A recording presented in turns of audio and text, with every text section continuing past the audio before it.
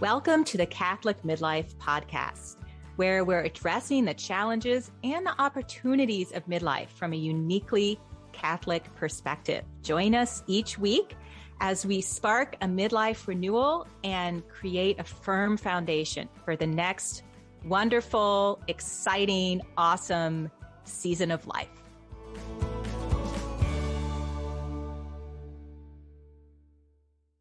Hello and welcome to the Catholic Midlife Podcast. It's great to be here with you. I'm Curtis. I'm here with my fellow host, Karen. Hello, everybody. And we are going to wrap up our self-compassion episode. And we have a few things to say here. So we're pretty excited about this episode. So stay with us. Excellent. And before we get going, I'd like to share a comment we had from a listener who emailed me and said, over the years, I've really come to know some of my patterns around negative thinking and self-criticism, but here I am. I'm in midlife. I'm transitioning into a totally new beginning.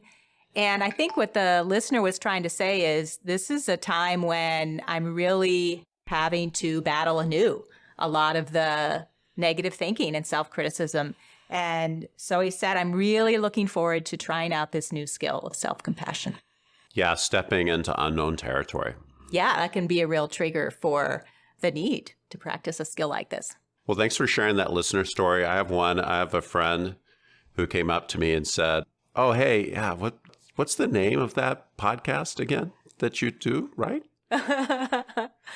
So I told him it's the Catholic Midlife. Okay. And So I'm sure he's a listener now, but Karen, what this brings up is an important point. Good. I was wondering what the point was. Well, our podcast is growing. It's great, but we haven't passed Joel Osteen yet on the podcast charts. And okay. I'm just going to say it. Who is Joel Osteen? I have no idea. Yeah. Well, it's my fault that I never take you anywhere. You never do. He is the leader of the largest church in the world, if you will. Oh, wow. Okay. Not like the Catholic Church, but what do you say, like the largest congregation? He turned the old basketball arena in Houston into his church. Holy cow. Okay, that's pretty impressive. Yeah, so we haven't passed him yet on the podcast, which brings us to the point of a little rebranding. Okay. So I was thinking, so my friend couldn't remember the name of the podcast. Oh, no. So we need something that's going to generate some interest, a little excitement. So how about this? How about this? The Naked Catholic Midlife Podcast.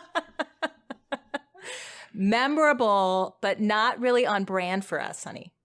Well, Adam and Eve, they were naked. In the garden. Okay, what other options do you have? Well, we could move the word naked around, I guess. I think our listeners should weigh in on this, okay? Let us know if you'd like us to change the name to Curtis's memorable suggestion. The Naked Catholic Midlife Podcast. Okay. They'll remember that one. I'm not sure how to segue out of that one. But I know. Well, I just remind listeners, we are talking about self-compassion. Okay. We're going to wrap it up, and we have an announcement at the end that we're really excited about, so stay with us for that. Excellent. So Karen, what's the deal? What's the deal with self-compassion? Well, as we were discussing earlier, and I think we were on the same page about this, Curtis, we just felt like we wanted to connect the dots for our listeners around what's so great about this practice, specifically for Catholics. So what is it that really intersects with what we're trying to do as Catholics in our spiritual growth and in the way that we're living the Christian life? So we want to talk about that today, which is, what does this mean for us as Catholics? Well, it's a very powerful spiritual tool in our hands as Catholics. Mm-hmm. Yeah. I really feel like when we can use the skills of this practice, it really influences our openness to God. And, we all know from the scriptures, Jesus had immense compassion on the people that he encountered and on their suffering. There's those beautiful scriptures where Jesus looked out at his people and he had this great compassion on them. And I can't remember the Greek word, and I can't even say it, but it just has this meaning of Jesus was struck to his core with compassion for these people. He felt it in his gut, and it moved him to act on their behalf.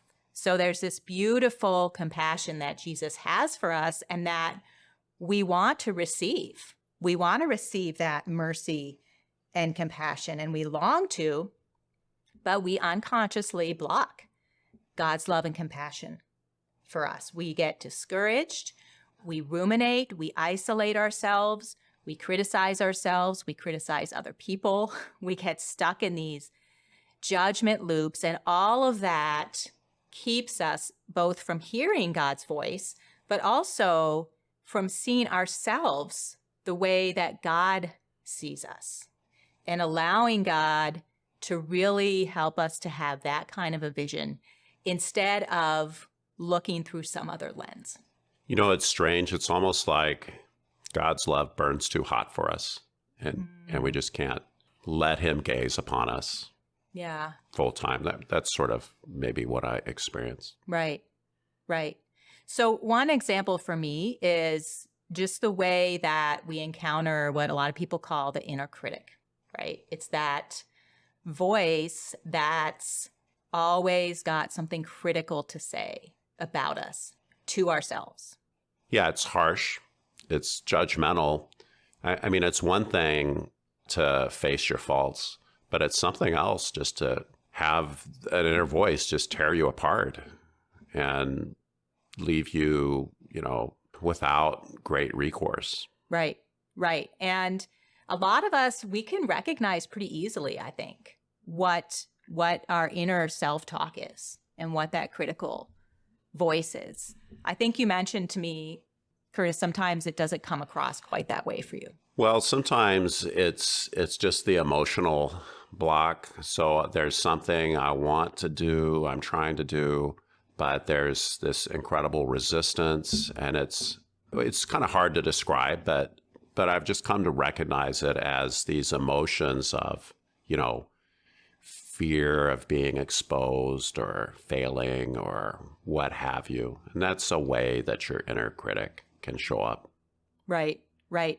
And so here's something interesting. I have worked with pretty much most of my clients around the inner critic, whatever else you want to call it, the gremlin. That's a word we use a lot. And so many of these people have come back to me and said, we did this work, and I'm starting to release this self-criticism. And then they go to confession, and the priest is like, well, you've been stuck in pride.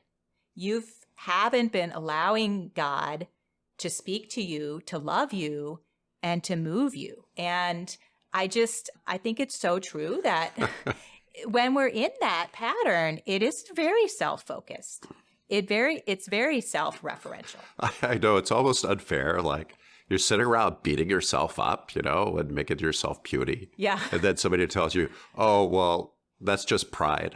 Like, what? You're like, I already feel terrible. Now I feel more terrible. Now, yeah. Yeah. But the beauty is there's progress to be made. There are ways to come out of it. There are ways to start to open ourselves up more to God's compassion. And I really feel strongly that this is one skill that opens us up to Christ's compassion. Because if we can't do these steps that we've been talking about over the last number of weeks, then we can't receive God's love for us. We're blocked because of that inability. Karen, I have some resistance to self-love.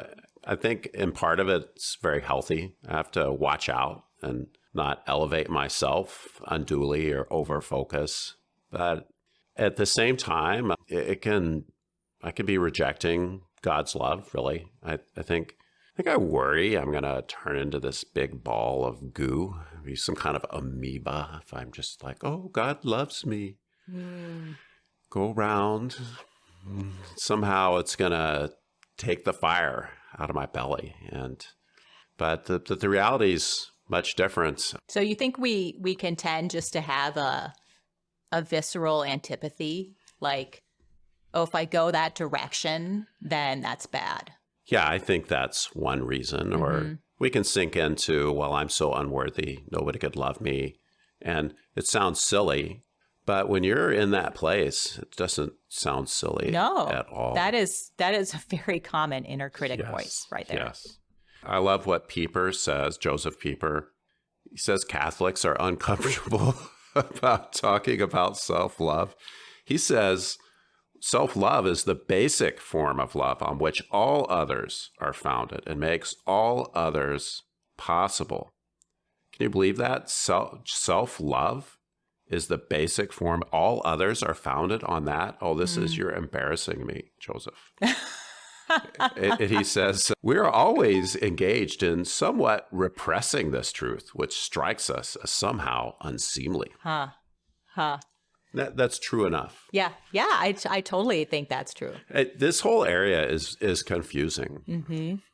But that's what I like about this self-compassion practice is it takes you there. It takes you into that encounter with love of self, so you can then turn to God and ask yourself, okay, what is it I really need now? Yes. And that can be an uncomfortable question. Yes. And by the way, I'm thinking of, it just came to mind, Therese of Lisieux. Yeah. She would have these thoughts about her inadequacies. And she had this way of turning them into an opportunity to receive God's love and her way of trust and hope. Yes. So it'll sound related in a minute, but you left a book lying around this week, Curtis, and you know what happens when you leave a book lying around, right? They get put away and I can never find them. No, I pick them up and I start reading them. Well, maybe then they get put away. You can't find them because they're actually on a bookshelf. But you left one, and it was by that moral theologian guy, Pinkers. Yeah. Forget his first name. Servais, he's the man. Servais Pinkers, right. And it was on the Beatitudes. And he was talking about the Beatitude, blessed are those who weep and mourn, and for they will be comforted. And he had just this beautiful exposition on suffering. And first of all, he said, which is very much in line with self-compassion, that God uses suffering and meets his people in suffering because it's such a foundational part of the human condition. Everybody experiences it, right? Like, it doesn't matter how rich you are, how good looking you are, how, first world you are, how successful you are or not. It's this common piece of humanity. And he's just pointing out God chooses to use that as a vehicle for love and a place to meet his people. And I was thinking of that as you said that about Therese, is that she was able to open up to, this is an example of suffering, right? Encountering her own weakness and failure and shortcoming, and allow it to be a place where God can meet her. And actually, let me find a quote really quick. I think I have it somewhere. Oh, here it is. This beatitude means that everyone who suffers, weeps, and mourns will know himself to be visited by God and drawn to Christ and his Spirit. And he's not saying that suffering makes us happy or our weakness makes us happy or that we like it, but that it is a moment for finding Christ and finding the love and compassion of Christ right there in that place. And it opens that up for us. A moment of suffering. The question really becomes, where are we going to go with it? Are we going to give in to bitterness? Is it anger, resentment waiting for us? Or are we able to bring that into an opportunity, or at least a movement to turn towards God? Right. Because of that suffering. Right. Are we going to fill our ears with the inner critic voice? or are we going to open our ears to the voice of God? Fill our ears with the inner critic voice. That's ruminating. That's listening to that voice. Self-criticism. Or fill our ears with the voice of God. I love that. So, Curtis, I'm really struck by the kind of feedback we're getting from people around self-compassion. And I kind of knew it because of the response of our clients in the past, but it's really convicting me to step out and start supporting women in implementing this skill more fully in their life, making it a habit, starting to apply it in a lot of different areas. So I've decided to have a small group series for women who want to go deeper with self-compassion and really start to make this a habit. Karen, I was surprised when you told me you wanted to start the self-compassion series for the ladies. It's something I've been talking about kind of for a long time with you. You have, yeah. I want to do this with the men for many reasons. But I think working through this season and getting the feedback really just convicted you that you really wanted to do this for the ladies. I totally do. I just feel like it's such a helpful approach and it has such immense benefit and spiritual benefit too. So. We can talk more about what the draws are for the men. I think a lot of it is men, we are so good at pushing ourselves. Yeah. And we love being tough and looking tough, and we often are, but we need more tools in the toolkit. And self-compassion, it's linked to resilience and problem solving and better relationships and really being more, because we all need God's love. Right. And we all need to connect with that. So we're going to run in parallel a series for the men in a small group for self-compassion. Okay. So we'll be starting these groups in November, the first week of November. They'll be in small groups. We'll be working through a lot of application and implementation of self-compassion. So if you have an interest, shoot us an email at thecatholicmidlife@gmail.com. And we'll also have a banner on our website, thecatholicmidlife.com, where you can sign up for the series. Yeah, just go to the website. You'll see the banner and you can sign up, get more information, or email us. Awesome. Well, it is great to have this season of self-compassion and to share this with you. And it's great to be here with you. See you next week.